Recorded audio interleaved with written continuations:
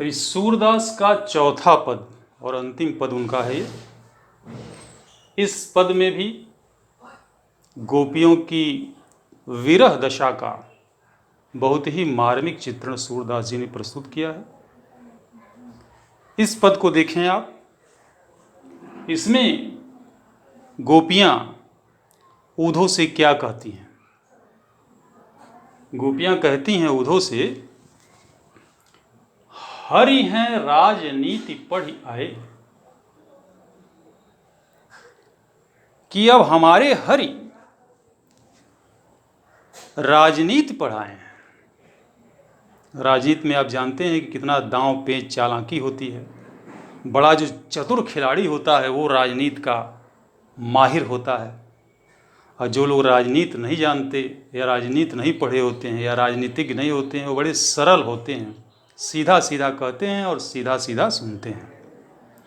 तो अब कृष्ण की चालाकी देख करके गोपियां कह रही हैं कि लग रहा है कि हमारे कृष्ण भी जब से मथुरा चले गए, राजा बन गए, तो वो भी लग रहा है राजनीति पढ़ ली है। हमारे हरि हैं राजनीति पढ़ी आए। अब लग रहा है कि कृष्ण राजनीति पढ़ाए हैं।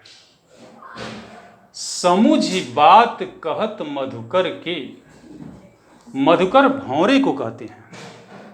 और यहां पर भौरा कौन है? यहां पर भौरा ऊधो है।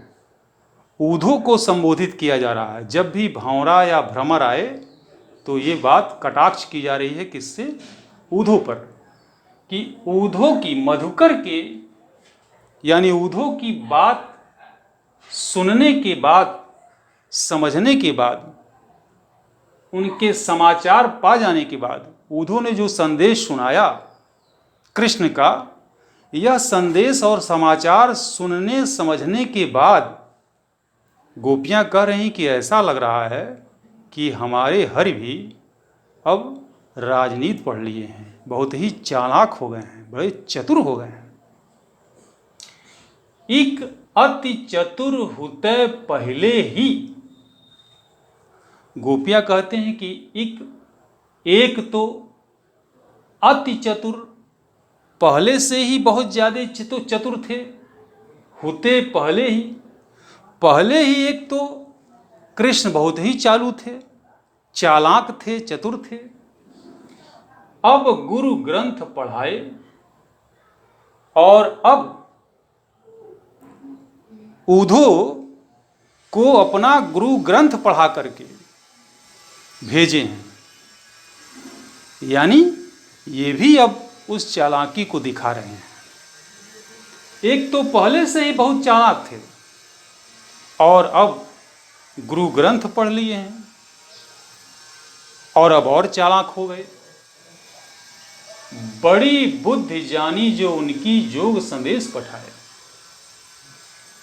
बड़ी बुद्धि उनकी है, बड़ी मेहरबानी है उनकी कि उन्होंने हम लोगों के लिए जोग संदेश पठाए, कि योग का संदेश भिजवाया है। ये उनके बुद्धि की बहुत बड़ी महिमा है कि जब से वो चालाक हो गए, चतुर हो गए, तो उन्होंने हम लोगों के लिए योग का संदेश भिजवा दिया। ऊधो भले लोग आगे के, हे ऊधो, भले लोग तो वो होते थे पहले जमाने में, परहित डोलत ढाए, जो परहित यानी दूसरे के हित के लिए दौड़ पड़ते थे, दूसरे की सहायता के लिए दौड़ पड़ते थे, दूसरे की मदद के लिए दौड़ पड़ते थे। हे ऊधो, पहले के लोग तो ऐसे हुआ करते थे। अब अपने मन फेर पाहिए, चलत जो होते चुराए। चलो ये अच्छा हुआ कि जाते समय कृष्ण ने जो हमारा मन चुरा लिया था, कम से कम वह मन अब हमें फिर यानी लौटाने के लिए तो भेज दिया। कृष्ण मथुरा जाते समय हम लोगों का मन अपने साथ चुरा ले गए थे। भला हुआ कि उन्होंने ऊधो के माध्यम से हमारे मन को वापस तो भिजवा दिया। तय क्यों अनेति करे आपुन, जे और अनेति छुड़ाए। गोपियां कहती हैं कि जो दूसरों को अन्याय से न्याय दिलाता हो, दूसरे पर अनीति हो रही हो तो उसको नीति दिलाता हो, अर्थात दूसरे पर अन्याय हो रहा हो तो उसको न्याय दिलाता हो, ऐसा व्यक्ति क्यों हम लोगों पर अन्याय कर रहा है? राजधर्म तो यह सूर जो प्रजा न जाहि सताए। गोपियां कहती हैं कि राजधर्म तो ये होता है, अगर वो राजनीति पढ़ आए हैं तो उनको जानना चाहिए कि राजधर्म का ये सिद्धांत है कि राजधर्म ये होता है कि जो प्रजा को कभी भी सताए न, हमेशा प्रजा के हित की बात करे। लेकिन ये कौन सा राजधर्म कृष्ण का है कि वो हम पर अन्याय कर रहे हैं, हमारा मन चुरा ले गए और अब हमको योग का संदेश भिजवा रहे हैं और चालाकी दिखा रहे हैं, राजनीति पढ़ाए हैं। ये बात गोपियां इस पद में ऊधो से कहती हैं। तो इसका भी काव्य सौंदर्य और पद लालित्य वैसे ही आप लिखेंगे अगर आता है कि भाषा इसकी जो है वो ब्रज भाषा है। आपने देखा इसमें भी गोपियों की विरह दशा का बहुत ही मार्मिक चित्रण किया गया है। इसमें भी अनुप्रास अलंकार आपको दिखाई पड़ता है, इसमें भी रूपक अलंकार आपको दिखाई देता है।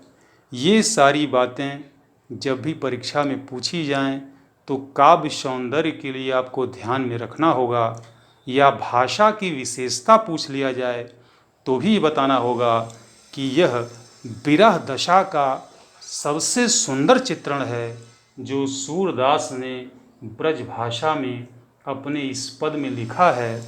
और शैली इसकी गेय शैली है, क्योंकि जिस पद को आप गा सकते हो पहले सूरदास के पदों को गाया जाता था, इसलिए शैली में जब भी मेंशन करना हो, लिखना हो, तो आपको बताना होगा कि ये गेय शैली में लिखा गया सूरदास जी का उत्कृष्ट पद है।